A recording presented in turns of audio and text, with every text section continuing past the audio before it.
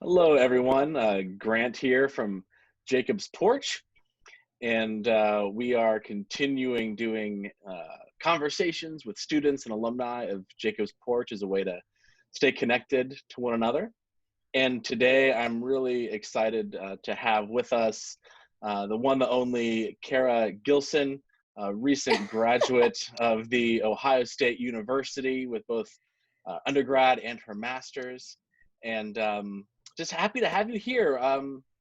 We've talked a little bit, and it sounds like you've been through a lot since we last saw you. Why don't you fill us in, Carra? Absolutely. So before I begin, I need to clarify, does this sound better or does this sound better?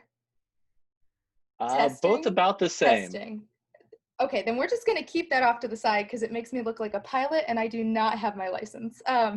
It's so good to be with you, Grant. Thank you so much for asking me to chat with you. It's always a pleasure.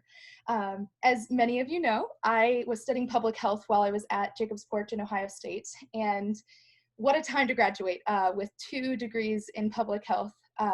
A pandemic is not what I anticipated when I entered the field, but it certainly was perfectly timed in some strange silver lining type of way.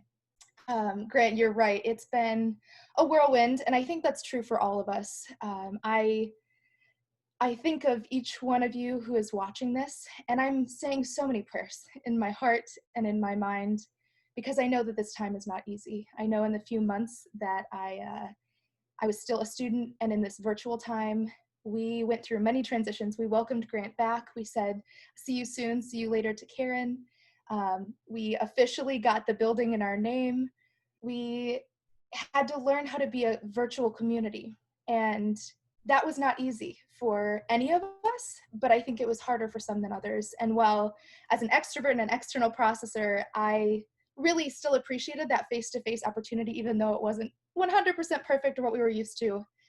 I think that others really struggled with that. And I just want you all to know that I miss you. And I look forward to the day where I can come back into our shared community space and celebrate with you and hug you. I really look forward to hugging each one of you and worshiping with you, most importantly. But for me in particular, my challenge most recently has been handling a situation I did not anticipate. It's almost the end of May now, and at the beginning of May, I graduated. A few weeks after, I was getting settled into a mix of being an RA for the summer, continuing to turn my thesis into a manuscript for my research professor and team, and also had just recently received a job offer, part-time employment opportunity through Columbus Public Health to be a contact tracer for COVID-19. And I was thrilled and terrified and excited and overwhelmed and all the emotions that come with that, plus some anxiety toppled on, and trying to deal with my own mental health journey and balancing what that meant to get the treatment I needed to be in a holistically well place. And I thank God that I was in a good enough place that on the 15th of May, when I got in a car accident, rainy day on I-71, I was okay. I was okay. It was not an easy thing to go through.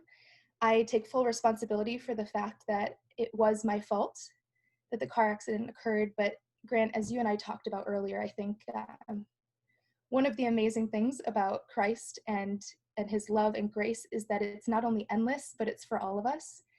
And while I continue to blame myself for what happened, I also continue to be amazed by the people that surround me with love and remind me that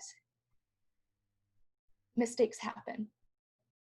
And in those really hard days since the accident, even when I have not been able to forgive myself as quickly as I'd hoped, people around me have.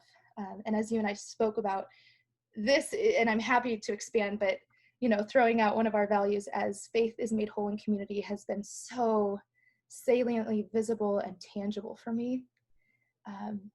And so I'm happy to share more about that experience, but to answer your question in the long version, as you all know I'm best at doing, that's been one of the challenges for me amidst the pandemic and a transition in life, but I am so blessed to have a community that cares. I've reached out to a few of you and have gotten nothing but love and support, so thank you for that.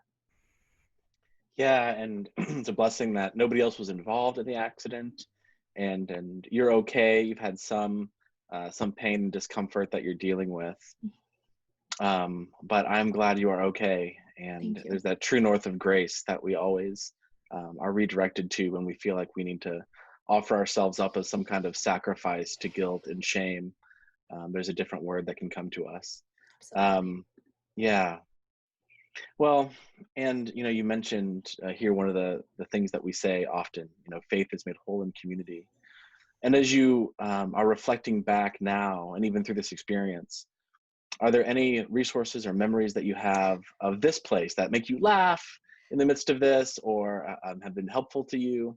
But why don't you share a memory or something with Yeah. us? Oh gosh, there are so many.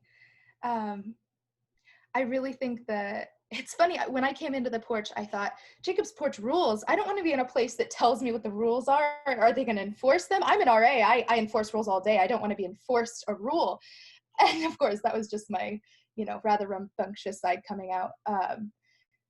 But I am in awe of the way that the porch lives out the values set aside in the rule. And Faith Made Whole in Community is one of them. But there are so many different pieces that I see in my life constantly, like that one, that I realize it helps me to realize why the porch is such an important part of my faith journey. Because I remember thinking at the beginning of my time at JP that, oh, that it's really cool to find a place that has these rules. Once I got past my my frustration with the concept, I was all in, and I thought I can get behind these. I'm going to memorize them. I'm going to recite them. And then I realized as I matured and I got to the end of my journey at JP that it wasn't just because JP gave me new rules, but more so that they helped me to attain a vocabulary for something I had already valued. Um, the Something that really comes to mind is every step is the way. I'm sure many can relate to the idea that in this pandemic especially, but just in daily life, trying to live step by step is absolutely unthinkable in our fast-paced world, especially in a collegiate setting. And speaking from a perspective of great involvement throughout my college years, um, I really didn't learn how to master that until I stepped into the walls of JP, because Jacob's Porch was actually the only place that I intentionally said that I would not take a formal titled leadership role, because I wanted it to be a space where I could give my talents and receive people's love, but focus on my faith and my faith growth, instead of feeling like I needed to fulfill a role or an expectation. And so I intentionally did not run for any position on the board or, the many other positions that you can hold, formal at least. But one of my favorite memories at the porch, trying to live into that every step is the way of, I'm a type A person, I have OCD, I'm very rigid by the book. And some days that bites me in the butt. But living into this idea, this rule of every step is the way has taught me that you will see the blue clouds turn into a crazy thunderstorm and see the beauty in all of it if you can just focus on moment by moment and not question what is the 20-year plan. People will laugh with me because I have a 40-year llama plan, llama farm plan for my future social enterprise endeavors. But in the meantime, what Jacob's Porch taught me is that you can form your life every step of the way as long as Christ is next to you and within you and around you to be leading you on the paths that he has created. And so what that looked like was my natural leadership abilities said, well, if you're not going to run for a position, you're at least going to be active in this community. And so truly some of my favorite memories are standing in the band behind the community. My favorite placement of that band was when we were sitting behind all the couches and chairs, because the music that we helped create was not about us. It was about something much bigger. And I think about the people that I got to know better through the band experience. You know, we were joking earlier, sometimes we had 4-stringed instruments, sometimes we had none, sometimes we had 4 singers, sometimes we had none. Luckily, on a good day, we had a mixture of everyone, but those are some of my favorite memories because they not only embody those faith made whole in community and every step is the way rules, but they also remind me of the things that will remain very richly a part of the Porch community, regardless of who is there physically in that space. Well, I know it was a joy for me to see you as one who was in leadership positions in multiple facets of the university, always found your way into those leadership positions. But for here, you were like, I'm not going to do that. And I think that was a move towards health. And you're like, what I want to do is I want to be in the band. Absolutely. Absolutely. You know, like you said, sometimes we're violins, cellos, or whatever, sometimes singers, but you never knew what you were going to get. And it was always chaotic. And that was the beauty of it. Oh, and that'll be one of the first things that I want to do after quarantine is get the band back together and play some music again. Yeah, Jacob's Porch has been so helpful in not only helping me to explore what my faith means to me and how I can share that with others, but also to know who I am more deeply, which I think is such an important part of spirituality, is to know how you are connected to something larger, whether that's Christianity or another experience of your spiritual life. And what I've come to realize, you know, my family, they're in the background right now, they constantly say, Carra, you're singing. Carra, all right, we're humming now. That, okay, all right, that we're still singing, you know, and that's who I am. I love to talk and sing, and some people find that a little annoying at times, and I understand why. But I also know that it can be a gift if I channel it, and that was what being in the band was for me, was an opportunity to not only validate that I love singing, but also have a space to do that, especially in the hardest moments of grad school when I just needed a break, to step back and connect with my faith community, and most importantly with God. That was the place to do it. So I'm honored that I was welcomed into that space, and I'm so excited to see who continues to be a part of that group. Well, and to wrap up, tell us what's next for you. What's on the horizon for these next few months? Well, as you can see, I have a strange little doohickey on my head. We had some technical difficulties, as you know, but I'll share with our community that it was a little hard to get set up here. So finally, we settled for the headset that I use for contact tracing, which is what I'll be doing from now until probably 4 or 5 months from now. It's a part-time position, and for the sake of COVID leaving us forever, which is not very realistic at the moment, but a hope that we hold. Hopefully that is just a part-time position, but that's what I'll be doing for a majority of the time in the next several months. I'm also still serving as a resident advisor over the summer with limited hours, and working to turn my thesis into a manuscript with my incredible research team. So it's going to continue to be a busy time, but a time that I'm so thankful to be in.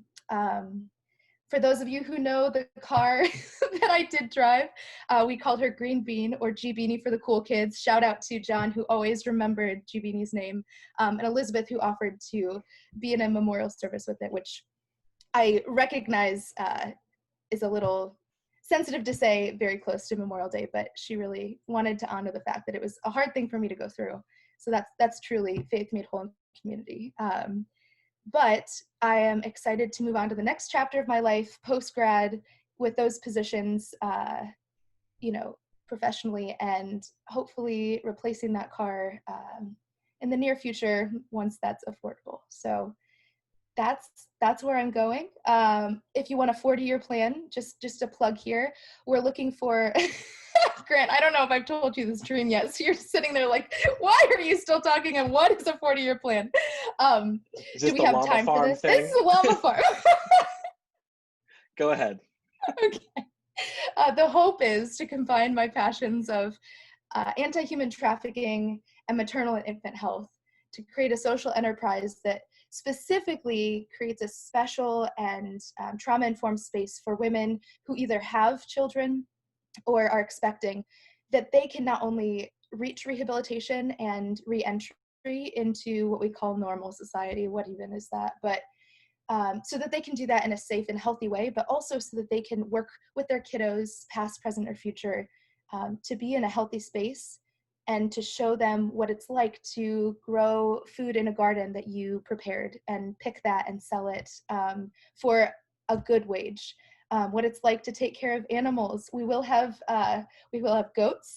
We will have 2 llamas and 12 alpacas.